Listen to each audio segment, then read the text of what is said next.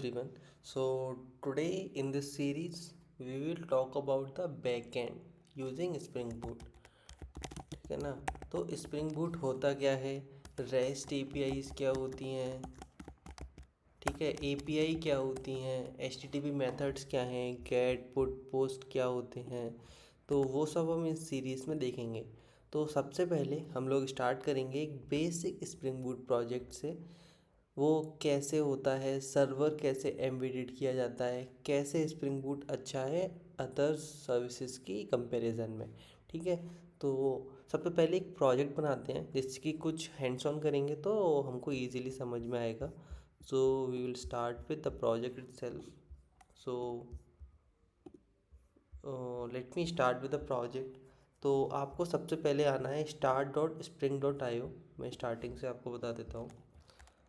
start.spring.io पर आप आ जाइए तो आपको एक प्री डिफाइंड एक टेम्पलेट मिलेगा जिसमें आपको प्रोजेक्ट सेलेक्टेड है ग्रेडल। आप मेवन सेलेक्ट कर लीजिए क्योंकि इस सीरीज़ में हम लोग मेवन यूज़ करने वाले हैं। You can use Gradle also if you have like comfortable in that. सबसे पहले आपका जो प्रोजेक्ट का मेटा डेटा है उसके अंदर ग्रुप, तो जितने भी आपके पैकेजेस बनते हैं वो इसी फॉर्म में बनते हैं, like com dot company name और प्रोजेक्ट नेम डॉट समथिंग। तो हम लोग यहाँ पे यूज़ कर लेते हैं com dot learning artifact. Artifact आपका जो ओवरऑल प्रोजेक्ट का नेम है वो भी हो सकता है। तो here I am using backend. तो आपका जो मेन पैकेज बना वो बना com dot learning dot backend. इसको स्मॉल केस कर देते हैं। Okay, so this is the backend project, and here packaging will be done in jar. Like var we are using for the like only for the web services, right? Where we do have servlets and all. So here we are using jar only. Java ka version is like 17 is selected. You can use 11 or 8 also. I'm using 11. Definitely we are not going to go and explore the functionality of Java version 11 and 17. We are still going to use the functionality of 8. तो आप चाहो तो 8 भी select कर लेते हो सकते हो। एंड डिपेंडेंसी समथिंग कि आपके प्रोजेक्ट में एक्सटर्नल जार्स की रिक्वायरमेंट होगी तो उसको आप डिपेंडेंसी में ऐड कर सकते हो। अभी के लिए हम सिर्फ वेब डिपेंडेंसी का यूज़ करेंगे। वेब डिपेंडेंसी आपको क्या क्या देती है, आपको रेस्टफुल वेब सर्विसेज बनाने के लिए आपको प्रोवाइड करता है वो जार्स और एम्बेडेड टॉमकेट देता है। देखो, किसी भी वेब सर्विस को बनाने के लिए आपको एक सर्वर चाहिए होता है, चाहे तो वो AWS का सर्वर हो, गूगल का हो, या फिर लोकल पर ही आप एक सर्वर चलाओ। तो लोकल पे चलाने के लिए आपको स्प्रिंग वेब एक सर्वर देता है टॉमकैट। ठीक है ना, अपाचे टॉमकैट सर्वर होता है। तो अभी हम इसको जनरेट कर लेते हैं सिर्फ एक डिपेंडेंसी के साथ, फिर हम देखेंगे कि ये दिखता कैसे है, मेवन इसको कैसा बनाता है। ठीक है, तो बैकएंड मैंने एक्सट्रैक्ट कर लिया। I will go to my new, sorry not new, open downloads. Where is a backend, yeah, here. Okay, so now if you can see we have one file name pom.xml। तो ये सबसे important file है किसी भी backend service के लिए। तो यहाँ पे आप देखो, ये वो डिपेंडेंसी है जो हमने ऐड किया था, that is Spring boot startup web. ठीक है, यहाँ पे आपका जावा वर्जन है प्रॉपर्टीज़ के अंदर। एक आपको डिपेंडेंसी लगा हुआ आता है that is Spring Boot starter test. तो जो भी आपको JUnit या टेस्टिंग के लिए रहता है वो आपको इसमें डिफ़ॉल्ट डिपेंडेंसी मिलता है। यहाँ पे आपका डिस्क्रिप्शन है जो कि हमने चेंज नहीं किया था। आप चाहो तो यहाँ पे चेंज कर लो, फर्स्ट स्प्रिंग बूट प्रोजेक्ट। ठीक है ना, यहाँ पे आपका जावा का वर्जन है 17। We selected 11, right, still it is coming as 17 क्योंकि हमने जो स्प्रिंग बूट का वर्जन लिया है वो 3.1.0 लिया है और ये अलाउ नहीं करता है हमको 11 के लिए, तो उसको हायर वर्जन चाहिए, इसलिए ये सेलेक्ट हुआ है। ठीक है ना, तो पॉम्पलेट एक्सएमएल में इतना ही है। तो हम SRC को ओपन करते हैं। SRC के अंदर आप देखो दो एक फोल्डर्स हैं, एक मेन है एक टेस्ट है। तो जो टेस्ट है वो डिफ़ॉल्टली बना है इस डिपेंडेंसी की वजह से। ठीक है। और हाँ, प्लगइन्स में आपका मेवन एडेड है, ठीक है।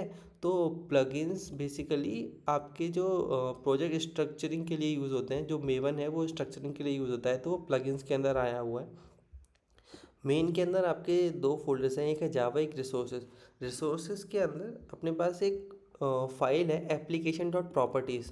तो जैसा कि आपको पता है कि टॉमकैट एम्बेडेड हमको मिला है, तो अगर हमें कुछ फंक्शनैलिटी ऐड करनी है अपने टॉमकैट की, तो वो हम इस फाइल में करते हैं। हमको अगर डीवी कनेक्शन की कुछ फंक्शनैलिटी लिखनी है या क्रेडेंशियल्स लिखने हैं, वो भी हम इसी फाइल में करते हैं। इवन हाइबरनेट या ओआरएम की जो भी प्रॉपर्टीज़ लिखनी होती है वो हम यहाँ पे लिखते हैं। सो ऑल ओवर जो भी प्रॉपर्टीज़ हम लिखते हैं वो हम इसी एप्लीकेशन डॉट प्रॉपर्टीज़ फाइल में लिखते हैं। एक और चीज़, जो हम एनवायरनमेंट्स की बात करते हैं, टेस्टिंग एनवायरनमेंट, प्रोडक्शन एनवायरनमेंट, और उन्हें डेव और प्रॉड भी बोल देते हैं, तो उसके लिए हम अलग अलग क्रेडेंशियल्स यूज़ करते हैं। तो उसके लिए हम दो अलग अलग ऐसी प्रॉपर्टीज़ क्लास भी बना सकते हैं, ठीक है। वो बाद में हम देखेंगे इसी सीरीज़ में।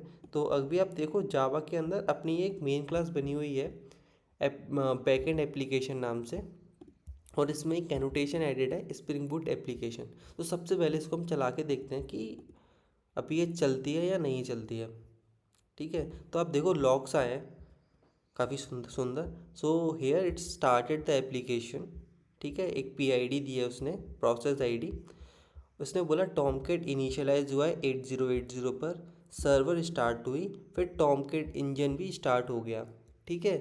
तो अभी वो बोल रहा है कि 8080 पर वो स्टार्ट हो चुका है, तो इसको वेरीफाई करते हैं हम लोग। लोकल होस्ट, क्योंकि लोकल सर्वर है, तो आप 127.0.0.1 भी लिख सकते हो, और आप लोकल होस्ट भी लिख सकते हो।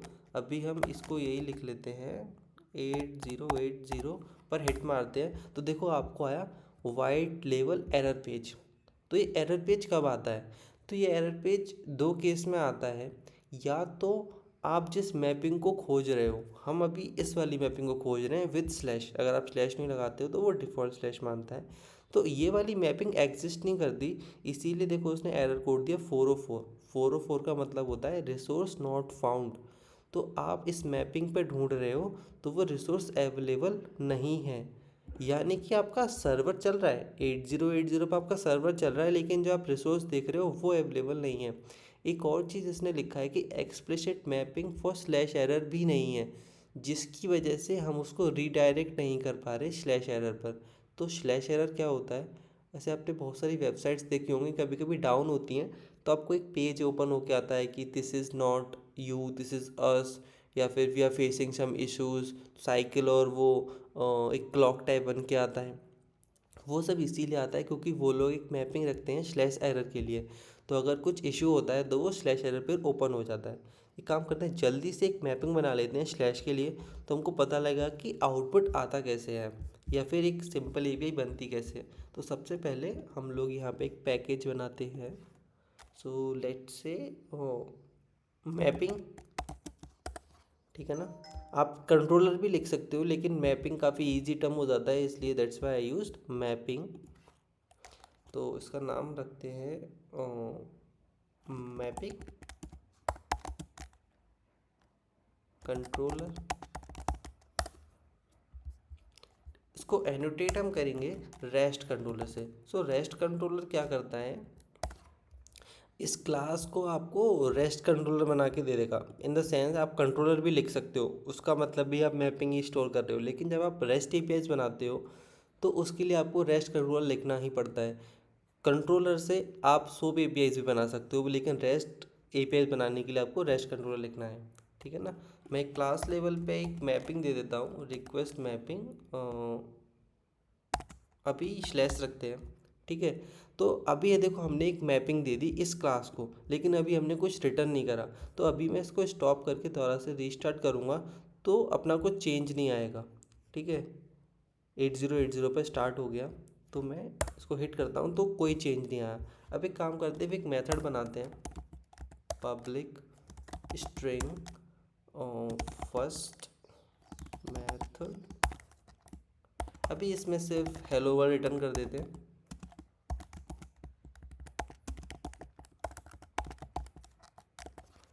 ठीक है, हेलो वर्ल्ड हमने रिटर्न कर दिया, इसे क्लोज करते हैं। देखो अभी हमने सिर्फ एक मेथड बनाया है, सिंपल मैपिंग रखी है क्लास की, लेकिन इस मेथड को भी कॉल नहीं किया है। ठीक है, अभी चेक करते हैं कि अभी क्या होगा जब हमने कोई मेथड कॉल नहीं किया है। ठीक है, तो अभी आप देखो अभी भी कुछ नहीं मिला उसको, क्योंकि वो क्या सर्च कर रहा है कि स्लैश पे कुछ रिसोर्स अवेलेबल हो। तो स्लैश पे कोई रिसोर्स अवेलेबल नहीं है, मतलब हमने सिर्फ एक क्लास बताई है कि आप इस क्लास पे जाके कुछ वैल्यू ले सकते हो, लेकिन रिसोर्स क्या होता है। देखो कुछ H T T P methods होते हैं, वो होते हैं गेट, पुट, पोस्ट और डिलीट। ठीक है, तो गेट जो होता है वो रिसोर्स गेट करने के लिए होता है, पोस्ट होता है नई रिसोर्स ऐड करने के लिए, पुट होता है एग्जिस्टिंग रिसोर्स को अपडेट करने के लिए, डिलीट होता है रिसोर्स को डिलीट करने के लिए। तो इस वाले मेथड को मैं एक रिसोर्स बना देता हूँ गेट मैपिंग से। तो मैं चाहता तो रिक्वेस्ट मैपिंग में भी टाइप सेट कर देता गेट, लेकिन यहाँ पे अलग से एक एनोटेशन है तो मैंने उसका यूज़ किया है। और इसमें मैं कोई एनोटेशन कोई मैपिंग नहीं लेता हूँ, क्योंकि स्लैश मैपिंग मेरी पहले से है। तो अब मैं उसको स्लैश को कॉल करूँगा तो मेरा ये पर्टिकुलर मेथड कॉल हो जाएगा। तो एक बार क्लोज करके रीस्टार्ट करते हैं, then we should get hello world. ठीक है, देखते हैं। Now we are getting hello world. क्यों? क्योंकि वो इस मैपिंग पे गया, इस मैपिंग पे उसने देखा गेट मैपिंग है। ठीक है, गेट मैपिंग में कोई पाथ नहीं है, यानी कि जो पाथ इस क्लास का है वही पाथ इसका है। तो यहाँ से मेरे को एक वैल्यू रिटर्न हो रही है, तो उसने वो रिटर्न कर दिया। अगर मैं सेम पाथ का एक और क्लास बना दूंगा तो अब देखना एरर आ जाएगा, दैट्स इज सेकंड मेथड, क्योंकि अब उसको ये नहीं पता है कि कौन सा मेथड कॉल करना है। ठीक है, लेट्स स्टार्ट इट अगेन। ठीक है, तो अपना देखो एरर आया। एरर क्या आया? Error creation with the bean request mapping handler defined in class path resource. ठीक है, हाँ, एम्बिगियस मैपिंग, यानी कि आपने सेम पाथ पर दो मैपिंग दे दी हैं। अगर आपका टाइप अलग होता ना, पोस्ट होता, तो ये चल जाता, लेकिन गेट में ये नहीं चलेगा, यानी कि same H T T P method पर आप सेम मैपिंग नहीं रख सकते हो। तो अभी के लिए हम इसको हटा देते हैं। ठीक है, अब हम कुछ फील्ड्स की बात करते हैं। जैसे आपने कोई एपीआई देखा होगा तो वो दो तीन तरह से होता है। एक होता है जैसे API/1, पोस्ट, ऐसा कुछ फेसबुक पे आपने देखा होगा। और एक और देखा होगा,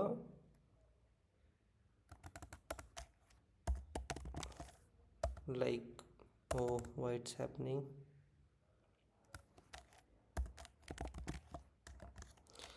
API स्लैश जैसे service ?name equal to service1, ऐसे कुछ देखा होगा आपने।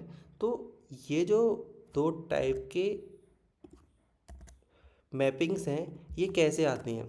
ठीक है, ये आप देखो, वन इसके अंदर एक पर्टिकुलर आपने एक वैल्यू पास करी, उसके बाद एक एपीआई को हिट करा। यहाँ पे आपने एक वेरिएबल लिया नेम नाम का, उसकी वैल्यू आपने सर्विस बन दी। तो ये कैसे होता है? तो हम ये दोनों चेक करते हैं। बेसिकली ये दोनों फॉर्मेट हैं वो gate H T P methods के ही हैं। तो मैं लिख देता हूँ दिस इज़ फॉर गेट।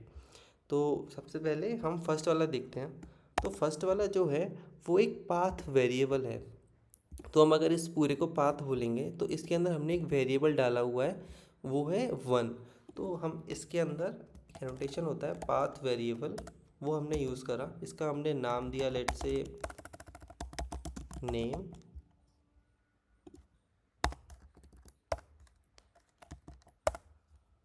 ठीक है, इसको इंपोर्ट कर लेते हैं।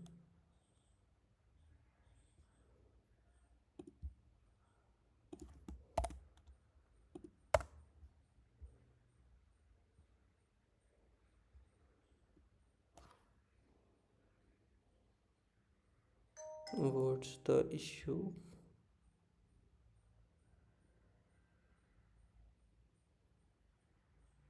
जावा लैंग स्ट्रिंग एरे।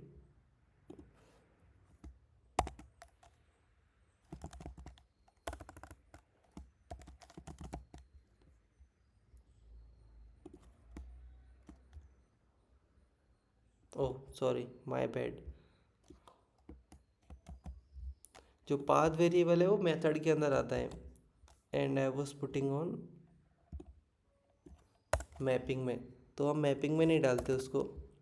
ठीक है, तो पाथ वेरिएबल इसका हम मैपिंग बना देते हैं नेम। ठीक है ना।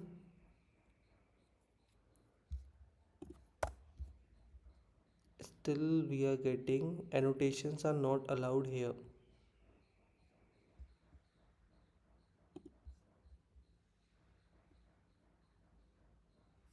ओके ओके फाइनली, तो गेट मैपिंग हमने यूज़ करा, हमने एक वेरिएबल लिया नेम नाम का, और ये इस मैपिंग अभी इसका कुछ नाम दे देते हैं कि खाली खाली रहेगा तो अच्छा ही लगेगा। सर्विस नाम दे दिया मैंने, तो service slash something slash API, ऐसा कुछ रख देते हैं, या फिर सेम रख देते हैं API स्लैश समथिंग पोस्ट। ठीक है ना। और इसी को हम रिटर्न कर देते हैं, या फिर hello world dot sorry plus name. तो यहाँ से जो आप पास करोगे वो आपको इसके साथ में मिल जाएगा। तो इसको हम रिस्टार्ट करते हैं। ठीक है, 8080 पे हमने ऑन किया हुआ है, तो हमको क्या डालना है, स्लैश API स्लैश, अब हमें एक वेरिएबल डालना है, लेट से बूट स्लैश पोस्ट। देखो इसने बोला हेलो वर्ल्ड बूट, तो अपना ये बूट है ना यहाँ पे, वो एक वेरिएबल है। ठीक है, हमने उसमें 1 लिखा था, तो हम 1 लिख के देखते हैं क्या होता है। 1, तो देखो हेलो वर्ल्ड 1, क्योंकि अभी सिर्फ हम स्ट्रिंग रिटर्न कर रहे हैं, कोई डेटा और जेसन रिटर्न नहीं कर रहे, इसलिए आपको ऐसा दिख रहा है। तो अब हम दूसरा ट्राई करते हैं, जो कि है अपना रिक्वेस्ट पैराम। ये इसको बोलते हैं हम पाथ वेरिएबल, की पाथ में एक वेरिएबल है। दूसरा अपना है पैरामीटर, ये एक पैरामीटर है। ठीक है, सर्विस इस पर्टिकुलर वेरिएबल को हमने दिया है, इसका नाम चेंज कर लेते हैं सेकंड मेथड। ठीक है, गेट ही है ये, और हमको एक पैरामीटर पास करना है, तो पाथ वेरिएबल हटा देते हैं, इसका हम लिखेंगे रिक्वेस्ट पैराम। ठीक है, नेम है, और इस नेम को हम यहाँ से रिटर्न करेंगे। तो इसमें थोड़ा चेंज कर देते हैं, इसको लिखते हैं सर्विस। ठीक है, स्लैश। ठीक है, अब ये जो नेम है, इस नेम को मैं यहाँ पे पास करना पड़ेगा, उसको हम रीस्टार्ट करते हैं।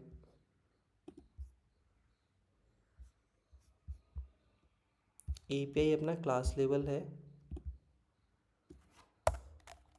सर्विस क्वेश्चन मार्क, अपने फील्ड का नाम है name, name equal to let's say boot. तो इसने हमें वाइट पेज एलिवर एरर दिया। ठीक है, हमें स्लैश लगाना था, वो हम भूल गए थे। तो हेलो वर्ल्ड बूट, तो जैसा कि आप यहाँ पे देखो, यहाँ पे एक रिसोर्स का नाम होना चाहिए, एक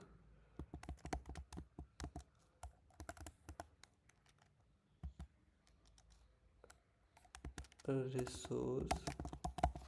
ठीक है, उसके बाद आप इसको यूज़ कर सकते हो, like you need to put 1 slash over there, right, even if you are putting resource और समथिंग एल्स। सो तो here you check like because they put 1 slash, right, अगर हम स्लैश को हटा दें तो